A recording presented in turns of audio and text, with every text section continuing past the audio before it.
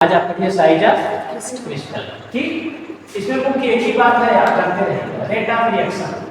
Rate of reaction, rate of reaction directly proportional to size of crystal. इसका मतलब समझ लीजिए कि अगर रेट फास्ट होगा तो क्रिस्टल की साइज छोटी होगी। ठीक, और क्रिस्टल का डायरेक्टली प्रोपोर्शनल होगा 1/1 साइज ऑफ क्रिस्टल। ठीक, इसको फास्ट करेंगे ये स्लो होगा, और इसको स्लो करेंगे तो यह फास्ट होगा। क्यों ऐसा है? क्योंकि जब रेट ऑफ रिएक्शन स्लो होता है तो आयंस की काइनेटिक एनर्जी कम होती है, तो प्रॉपर साइड पर आकर जुड़ता है। ठीक है, जब उसकी काइनेटिक एनर्जी ज़्यादा होगी तो प्रॉपर साइड पर वो पहुँच नहीं पाता, इसलिए साइज छोटी हो जाती है। लिखिए, the size of crystal, size of crystal depends on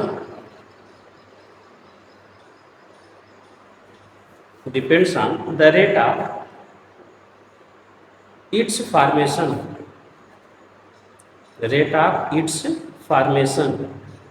that is rate of reaction।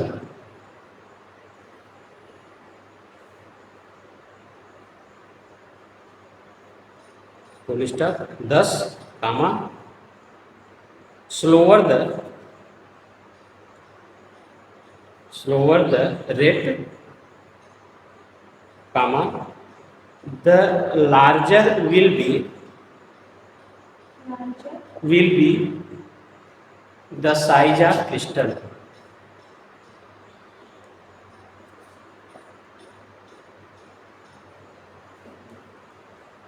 This is because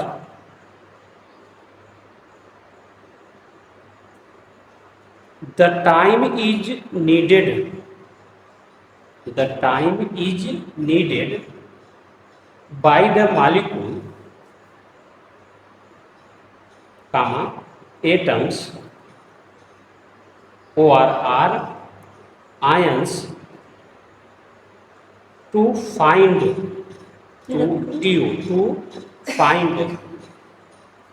their proper position।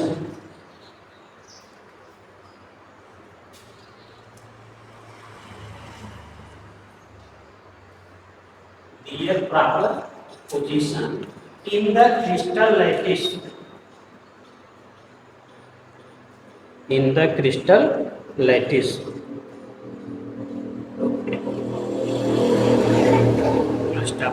बस automatically shape of the crystal, shape of the crystal, shape of the crystal. अब जैसे प्रकृति में जो अपने आप बनते हैं, जैसे आपका डायमंड है ना, जो प्रकृति से प्राप्त होते हैं उनका तो शेप ऑलरेडी पहले से निर्धारित होता है। ठीक, बाकी डिपेंड करता है कि जैसे हम बना रहे हैं, ठीक ना। अब बनाने के लिए हम एमार्फस से बना रहे हैं कि आयन से बना रहे हैं, ठीक, इस बात पर डिपेंड करता है। और बनने के बाद जब तक हम इसका वो एक्सरे डिफ्रेक्शन नहीं करते तब तक हम शेप इसका निकाल नहीं पाते, क्योंकि बनाने के बाद बन तो गया क्रिस्टल। अब हमें कहाँ आयंस हैं हमें करना पड़ेगा इसका एक्सरे डिफ्रेक्शन। तो जो प्राकृतिक रूप से बने हैं वो तो ऑलरेडी नोन है, बाकी जो हम बनाएंगे मार्कस से बना रहे हैं, आयन से बना रहे हैं, कैसे बना रहे हैं, बनाने के बाद हमें शेप तब पता चलता है जब उनका एक्सरे करते हैं। ठीक, इससे पहले हमने पढ़ा हुआ है ना। एक्सरे डिफ्रेक्शन एक ऐसी टेक्निक है जो आयनों की पोजीशन को बताती है, जिसमें ब्रैग इक्वेशन आपने एक बार निकाला था। ठीक है, क्या निकाला था? ब्रैग इक्वेशन, याद है? अरे हाई स्कूल में इंटरमीडिएट था सारी हिस्ट्री। चलो कोई बात नहीं, लेकिन इतना जान लीजिए जो नेचुरली आकरिंग सब्सटेंसेस हैं उनका शेप तो ऑलरेडी नोन होता है, बाकी का हमें एक्सरे डिफ्रेक्शन से निकालकर शेप को बताना पड़ता है। तो बस मुख्य बात ये है। ठीक, बात समझ आ गई? कि जो हम बनाएंगे उसका शेप कैसे पता चलेगा, एक्सरे डिफ्रैक्शन से। और जो प्रकृति में अपने आप बने हैं वो तो ऑलरेडी नोन है, जैसे आपका डायमंड है, ग्रेफाइट, ये तो प्रकृति तो फिर इसको बनाते नहीं, तो ये ऑलरेडी नोन है, बस हम एक्सरे डिफ्रैक्शन की बता दिए और वो हमेशा वैसा ही रहेगा, चाहे डायमंड यहाँ मिले चाहे बाहर कहीं मिले। लेकिन अगर हम बनाते हैं तो डिपेंड करता है कि एक्सरे डिफ्रैक्शन के बाद ही हम बता पाएंगे कि इसका स्ट्रक्चर या शेप कैसा है। लिख डालिए, सम नेचुरली क्या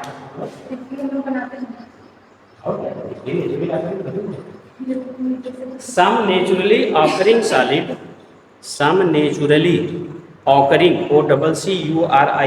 occurring solid have definite crystalline shape,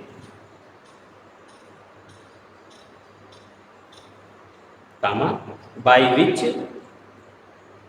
crystalline shape, comma by which they can recognized easily। अब इनके विषय में कर नहीं करना है, ठीक। अब हमें कहाँ जाना है, जो हम लोग बनाएंगे। On the other hand, on the other hand there are many solids which occurs as powders and appears to be amorphous। इनका भी कोई रोल नहीं, appears to be amorphous।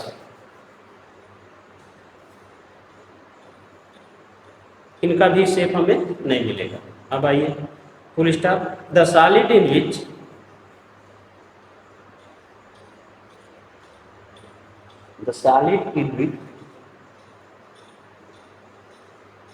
The crystal can be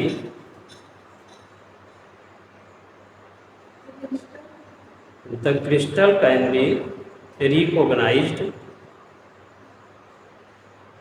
only under a powerful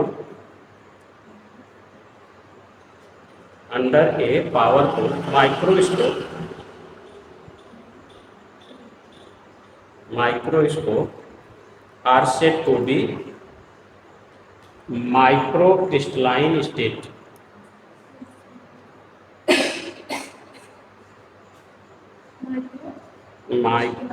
microcrystalline state. इसमें से आप section से कहीं बन जाएगा, सेक्शन ले लिए,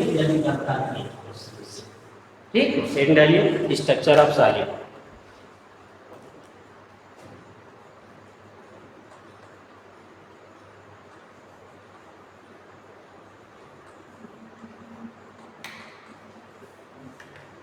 मुख्यतः आपको एमार्फस और क्रिस्टलाइन पढ़ना है। तो एमार्फस में तो प्रॉपर अरेंजमेंट है, ठीक, रैंडम है, तो इनके स्ट्रक्चर की का अध्ययन हमारे लिए जरूरी नहीं, क्योंकि हमने जो अध्ययन किया, पता चला आपने जो अध्ययन किया नहीं पता क्या, क्योंकि पाउडर फॉर्म में है। अभी आप ले जा रहे हैं, हिल गया, ठीक। अब आप जब एक्सरे करेंगे दूसरा स्ट्रक्चर आएगा मेरा। तो पाउडर फॉर्म यानी एमार्फस का जो अरेंजमेंट है वो प्रॉपर नहीं है, इसलिए इसकी संरचना का अध्ययन इम्पॉर्टेंट किसका हुआ था, क्रिस्टलाइन स्टेट का। क्यों इम्पॉर्टेंट हुआ कि इनका जो अरेंजमेंट है रेगुलर है, वेल मैनर्ड है और डेफिनिट ज्योमेट्रिकल फॉर्म होता है, ठीक। इसलिए जब स्ट्रक्चर का अध्ययन करना होगा तो सिर्फ क्रिस्टलाइन स्टेट का अध्ययन किया जाएगा। इतनी बात लिखनी है, लिखिए। Amorphous solid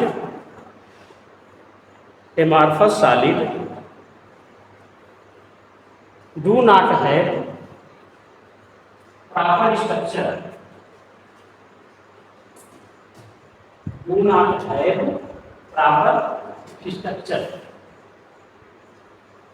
full stop। therefore, comma, study of their structure is not important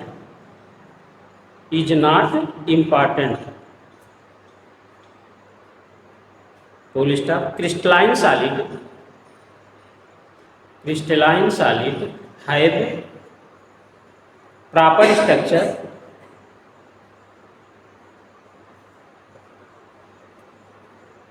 and different type of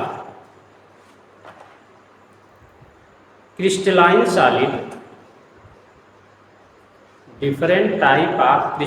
solid have different structure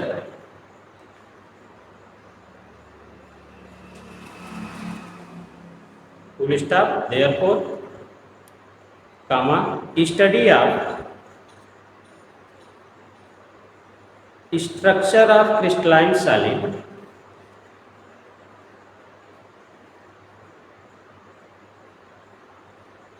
is necessary। crystalline solid is necessary। ठीक, अब यहां से आपके कार्य शुरुआत होती है। अब रसायन विज्ञान की वह शाखा जिसमें हम क्रिस्टलाइन सॉलिड के स्ट्रक्चर की का अध्ययन करते हैं उसको कहा जाता है क्रिस्टोग्राफी। क्या कहा जाता है? क्रिस्टोग्राफी।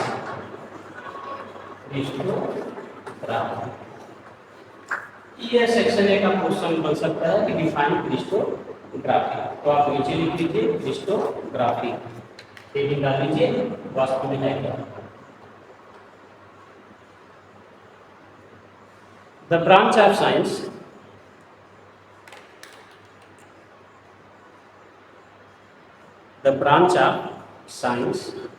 in which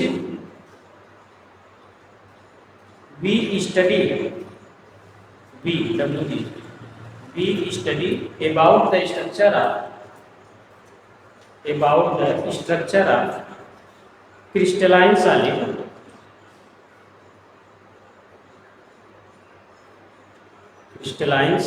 is called crystography।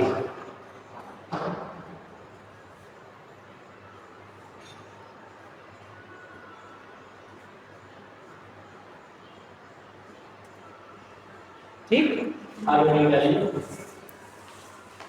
Law of crystallography.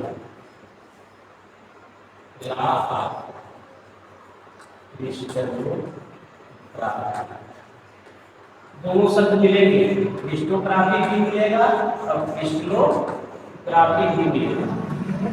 यानी अब हम साइंस के अंतर जा रहे हैं ना, यानी इस बुक के अंतर्गत हम जा रहे हैं क्रिस्टोग्राफी के। तो क्रिस्टलोग्राफी के कुछ अपने नियम होते हैं, उन्हीं नियमों के आधार पर हम किसी भी क्रिस्टलाइन सॉलिड के स्ट्रक्चर को बताते हैं। ठीक, इन्हीं नियमों का पालन करना होगा। ठीक, लेकिन the crystallography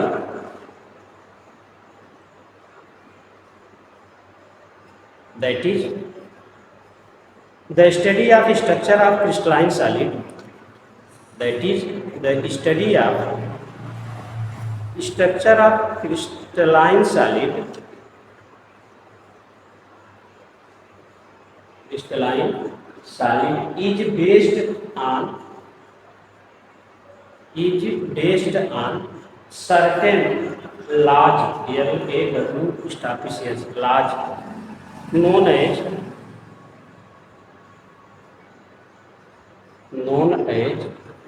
law of crystallography।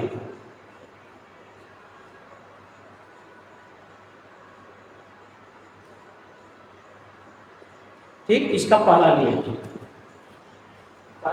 आता है law constituency of interfacial angle.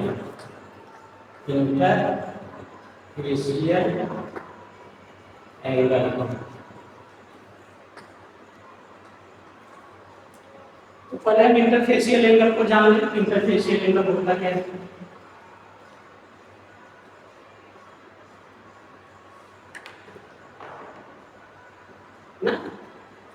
पढ़िए सब, इंटरफेसियल, फेस मतलब चेहरा ना, फेस मतलब चेहरा। अब समझिए कोई संरचना बना ले, मान लीजिए बिल्डिंग की संरचना बना ले। अब देखिए जैसे नंबर 1 2 3 4 5 6, कोई भी दो क्रम से ले लीजिए, चाहे 1 2 ले लीजिए, चाहे 2 3 ले लीजिए, चाहे 3 4 ले लीजिए। अगर 1 2 लेते हैं तो यह इंटरफेस बनता है, इंटरफेस, और यहाँ बनने वाला एंगल आपका कहा जाएगा इंटरफेशियल एंगल।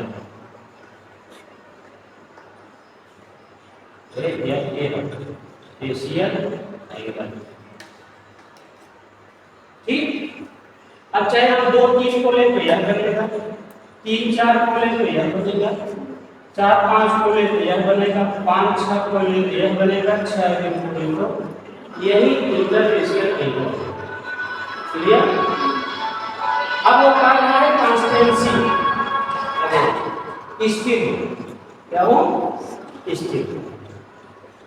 अब यह कहाँ स्थिर होंगे ये समझिए।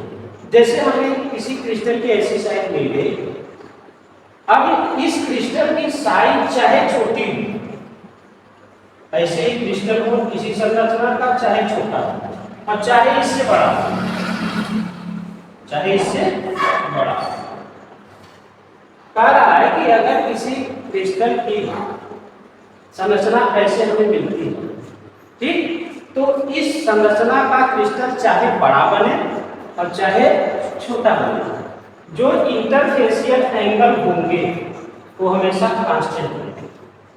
अगर यहाँ 60 डिग्री है तो यहाँ भी 60 डिग्री होगा और यहाँ भी 60 ही डिग्री होगा, चाहे इससे छोटा क्रिस्टल क्यों न बन जाए, फिर भी एंगल कितना होगा 60 डिग्री। यानी क्रिस्टल की साइज चाहे छोटी हो चाहे बड़ी हो, लेकिन एक ही, जैसे बेंजीन है, चाहे बेंजीन छोटा बनाए और चाहे बड़ा बनाए, ठीक है। अब जो इंटरफेशियल एंगल होगा सभी में क्या होगा, सेम होगा, कांस्टेंट होगा। अब समझ में आया हमारा नियम क्या कहता है, कांस्टेंसी स्थिर हो, इंटरफेशियल एंगल कहाँ हमको दिखाना है बेटा, क्रिस्टल में, चाहे क्रिस्टल की साइज छोटी हो चाहे क्रिस्टल की साइज बड़ी हो, इंटरफेशियल एंगल हमेशा कांस्टेंट रहते हैं। बात समझ में आए? ठीक है, अभी बनाना है आपको, लिख लीजिए। इन ए सॉलिड क्रिस्टल, फिगर बना कि नहीं, तीनों बना कोई मतलब ऐसे छोड़ पर किसके क्या से बनाइए crystal comma the angle between two TWO, angle between two TWO, two faces is called interfacial angle, is called interfacial angle. According to law of constancy of interfacial angle, according to law of constancy of interfacial angle,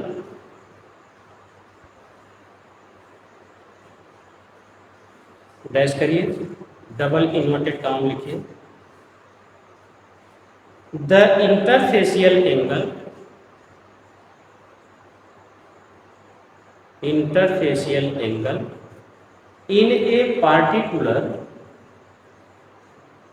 a particular type of crystal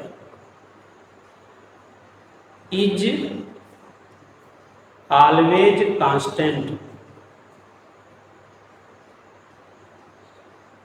always constant, full stop.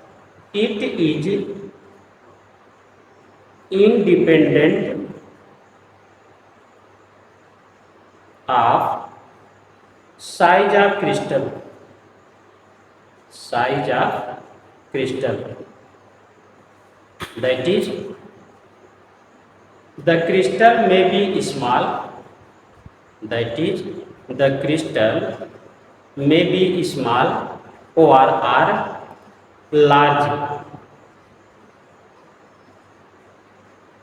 comma the interfacial angle will be the same, will be the same. अब दो बना लीजिए figure, एक तो benzene वाला बना लीजिए equal, छोटा बना लीजिए और फिर उससे छोटा बना लीजिए। अगर ये 90 डिग्री का है तो ये भी 90 डिग्री का है और ये भी 90 डिग्री का ही है। ठीक, बस समझ में आई?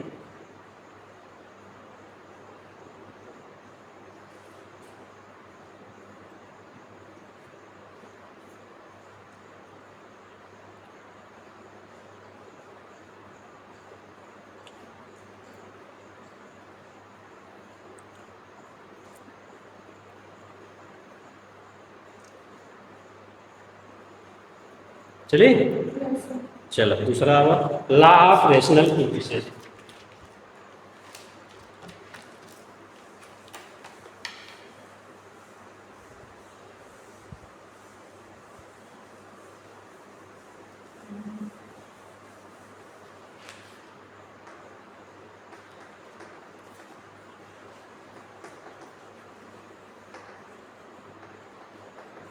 Law of rational indices.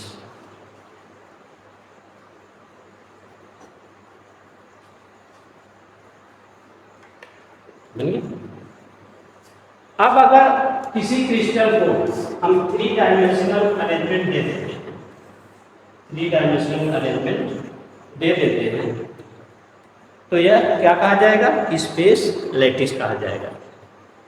किसी भी क्रिस्टल का 3 डायमेंशनल अरेंजमेंट, अब देखिए 3 डायमेंशनल बना दिया, जेड, एक्स और वाई। अब अगर इस पर मैं कोई क्रिस्टल ड्रा करूं तो यह कहा जाएगा स्पेस लैटिस, जो स्थान घेरेगा। जैसे मैं इसको ऐसे खींच दूं,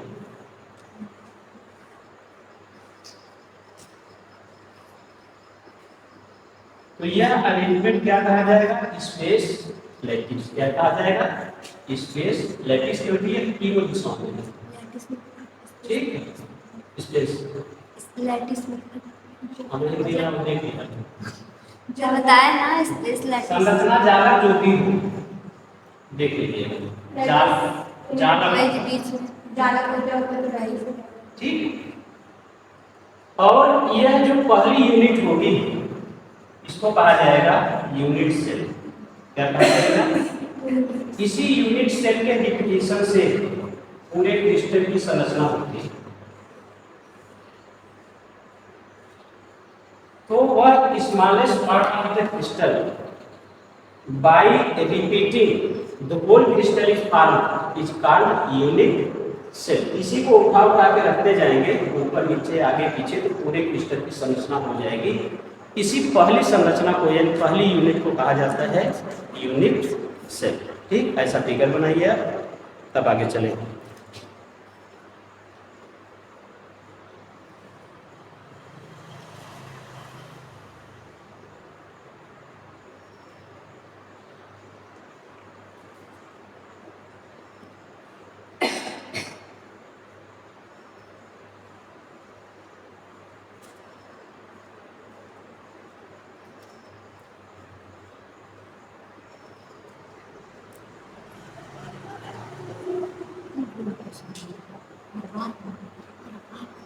बन गया? भूल जाती हूँ कैसे बनाना होता गलत बना दिया।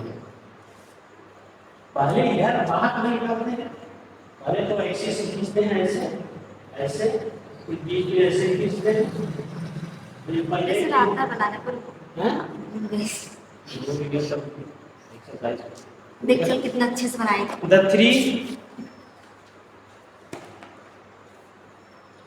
The three dimensional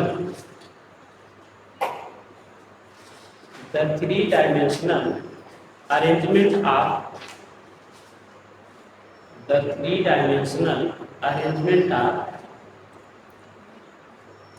atoms,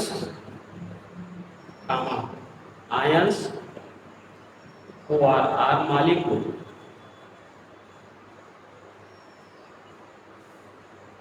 in crystal is called space lattice। ये जो फिगर आपका बना हुआ है इसमें स्पेस लैटिस यानी जाला ना, स्पेस लैटिस। नीचे लिखे the smallest part of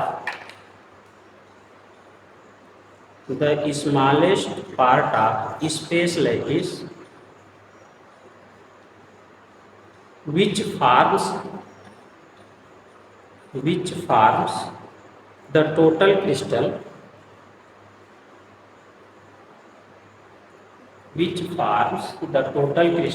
is called unit cell।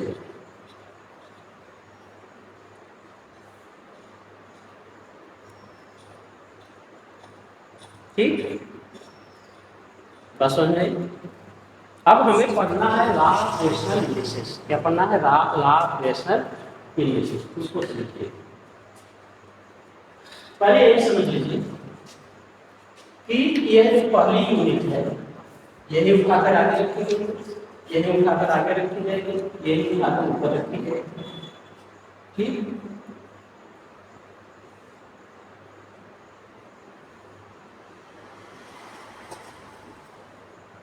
ऐसे ठीक। अब यही समझा, यही मान लीजिए हमारी यूनिट्स ग्लास में आप समझ में आता है।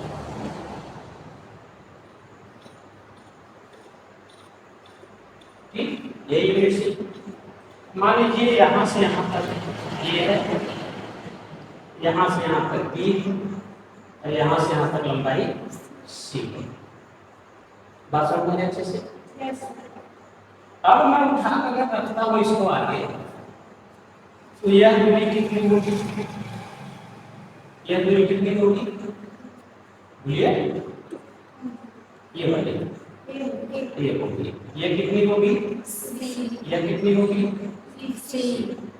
अब दूसरी बनाना, यह कितनी होगी? यह कितनी होगी?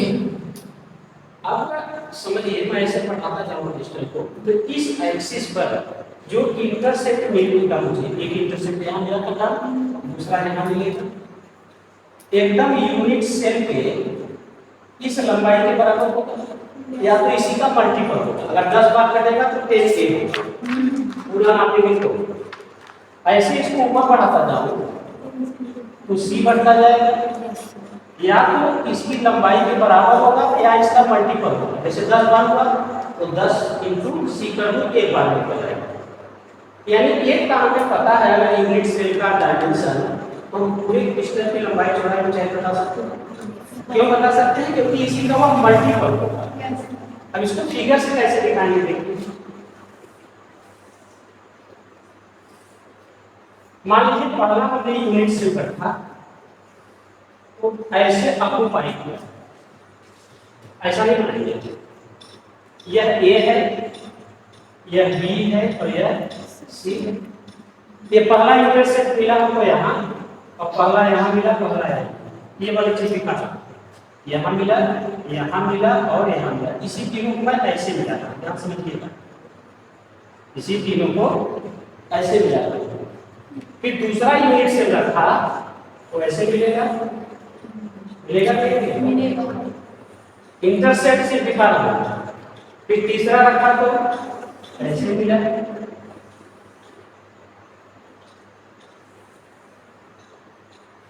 तो ये भी ए होगा, ये भी ए होगा, यह सी होगा, यह भी सी होगा, यह बी होगा, यह बी होगा। अब या तो मैं एक एक को जोड़ूं, या तो मैं एक को जोड़ूं, या कहूं जितना हो, मान लीजिए n टाइम्स इस पर कटा है तो n ए हो जाएगा, 3 बार कटा है तो 3 ए कर दूं, आ जाएगा। अब इस पर n सी होगा, इस पर n बी होगा। समझ आ रही है बात कि नहीं? तो रेशनल इंडिसेस कहता क्या है कि जो इंटरसेप्ट कटेंगे कोऑर्डिनेट्स पर वो यूनिट सेल के मेजरमेंट के बराबर होंगे या उसके होल मल्टीपल होंगे। क्या होंगे? होल मल्टीपल होंगे। तो फिगर ये भी बनाना है, ये बना लिया पहले ना, अब ये फिगर बनाइए, तब आगे चलो।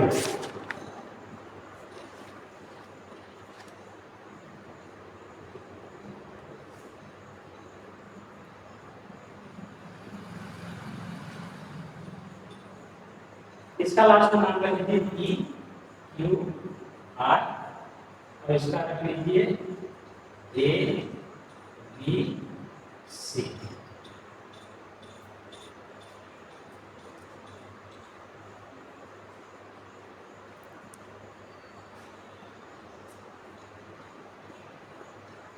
दो ही बना लेते हैं,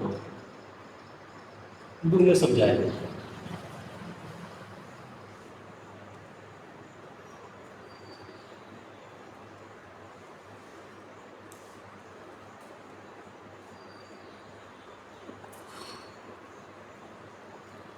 यहाँ तक बात क्लियर हो गई, दिमाग में बात बैठेगा।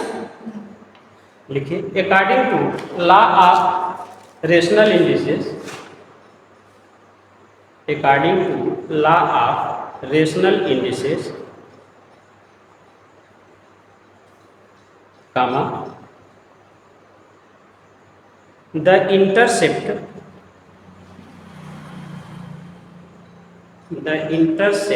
made by MADE intercept made by crystal on crystallographic axis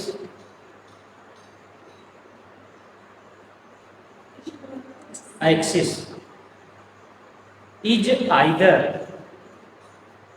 EITHER is either same as unit cell। यह कब होगा? जब एक कटा होगा। ORR some whole WHOLE whole number multiple of the intercept made by unit cell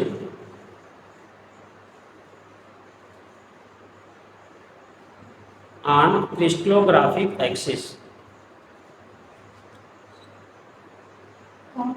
crystallographic axis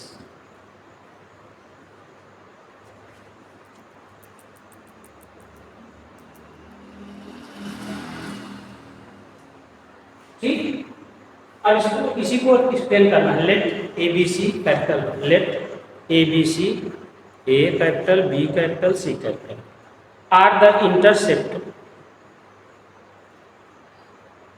intercept made by the unit cell on crystallographic axis x, y and z, x, y and z, and PQR represents the crystal space, crystal plane space ना, crystal plane full stop। then according to law of rational indices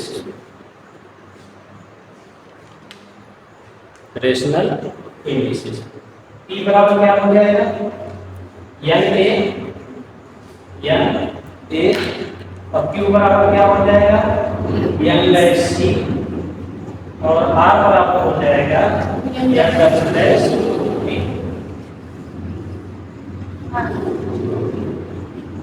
ठीक। जहाँ n double dash क्या है बोलना करूँगी, कभी भी fraction नहीं where n dash and n double dash are whole number पूर्ण संख्या में होगी कभी भी है ठीक। अब नेक्स्ट डे के लिए एक डालिए मिलर इंडिसेस। आज की क्लास यही खत्म करते हैं। Thanks for watching this video.